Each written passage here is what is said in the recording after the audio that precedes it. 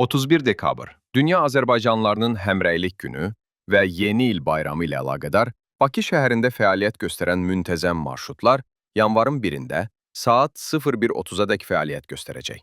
Bu barədə APA Economicsə Azərbaycan Yerüstü Nəqliyyat Agentliyindən bildirilib. Qeyd edilib ki, bayram günlərində xüsusilə Dənizkənarı Milli Park və şəhərin mərkəzi əraziləri istiqamətində yeni il şənlikləri və atəşfəşanlıqla əlaqədar sərnişin axınının daha intensiv olacağı nəzərə alınaraq təhlükəsiz, rahat və fasiləsiz daşınmanın təmin edilməsi məqsədi ilə müntəzəm marşrutlar üzrə fəaliyyət göstərən daşıyıcılara müvafiq tapşırıqlar verilib. Qeyri-iş günlərində də sərnişin daşıma fəaliyyətini qanunvericiliyin tələblərinə uyğun təşkil edilməsi, sürücülərin təsdiq olunan hərəkət qrafikinə riayət edilməsinə nəzarətin gücləndirilməsi daşıyıcıların diqqətinə çatdırılıb.